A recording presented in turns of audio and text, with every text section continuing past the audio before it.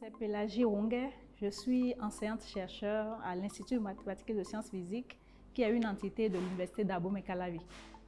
Le mot excellence pour moi désigne un niveau suprême de qualité, de valeur d'une personne ou de quelque chose dans son genre.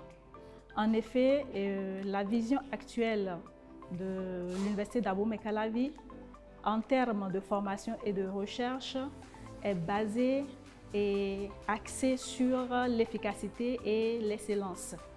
Ainsi, si l'excellence est demandée à l'apprenant, elle est également exigée à l'enseignant.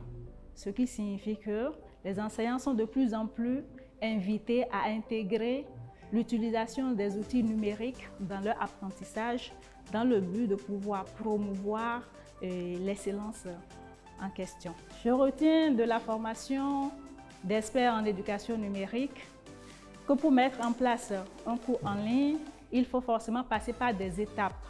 Donc de façon incrémentale, il faut mettre en place différentes étapes, il faut passer par différentes étapes. Et nous avons étudié notamment le modèle ADDIE qui nous suggère de passer par 5 étapes fondamentales qui sont l'analyse des besoins au niveau des infrastructures, l'analyse des besoins au niveau des apprenants et aller vers le développement de son cours en proposant le plan de son cours et aller à l'implantation du cours qui n'est rien d'autre que la mise en œuvre et finit par l'évaluation. L'évaluation qui comporte 3 étapes essentielles, à savoir l'évaluation de l'apprenant, l'évaluation du cours et l'évaluation de l'apprentissage. Durant la phase en ligne de la formation, j'ai beaucoup apprécié la pédagogie qui a été adoptée par les formateurs et les facilitateurs, car elle était mixte. Elle mettait en exergue aussi bien l'approche synchrone que l'approche asynchrone. Ainsi, on avait du matériel pédagogique en ligne, des vidéos, des tests, des PDF à lire. Et après, il y avait des sections en direct durant lesquelles les formateurs et les facilitateurs nous donnaient des travaux pratiques et des explications sur les points d'ombre. Il n'y a pas en principe de points négatifs, mais si je devrais en souligner un, je pourrais mettre l'accent sur le temps imparti. Étant donné que nous sommes des enseignants-chercheurs, nous avons plusieurs activités pédagogiques et de recherche à mener. Et donc, ce facteur-là a suscité beaucoup plus de sacrifices de notre part afin de pouvoir atteindre les objectifs qui étaient fixés. Mais grâce à la volonté et à la détermination, nous y sommes arrivés. Durant ce 4e atelier qui est fait en présentiel, plusieurs thématiques ont été abordées. Parmi ces thématiques, celle qui a beaucoup plus captivé mon attention est celle qui porte sur la gamification ou la ludification, qui est une stratégie d'apprentissage qui permet d'insérer des séquences de jeux durant le déroulement du cours afin de mieux captiver l'attention de l'apprenant et favoriser son interaction avec le cours et en lui permettant d'être au centre de l'apprentissage afin de pouvoir atteindre des objectifs bien spécifiques.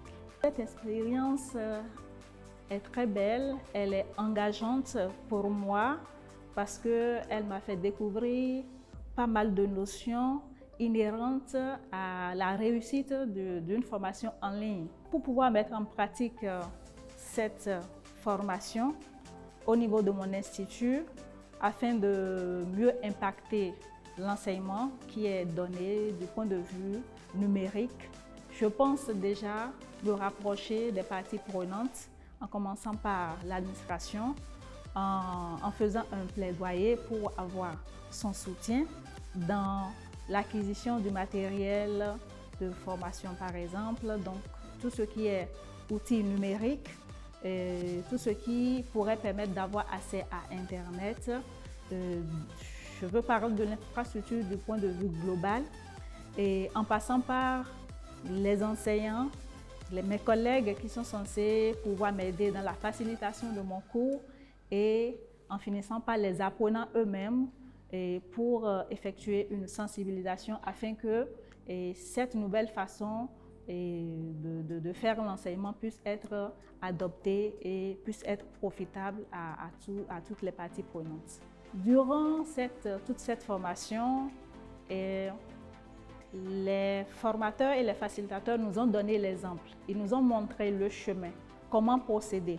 Donc, en adoptant une approche mixte, donc l'approche synchrone et l'approche asynchrone, nous avons découvert qu'on peut tirer grand profit de cette façon de procéder en mettant surtout l'apprenant au centre de l'apprentissage. Donc, en faisant en sorte qu'il puisse s'impliquer le plus possible, qu'il puisse être motivé et que les objectifs d'apprentissage puissent être atteints. Pour ce qui me concerne, donc, je pense procéder de la même façon en mettant en ligne mon cours, donc en mettant en place un MOOC pour pouvoir mettre à la disposition des apprenants des ressources pédagogiques de différents formats, donc en passant par des contenus de type vidéo, images, tests, et donc de différentes formes, et en organisant également des sessions en direct durant lesquelles je pourrais écouter les apprenants et prendre connaissance de leurs difficultés et leur apporter des solutions.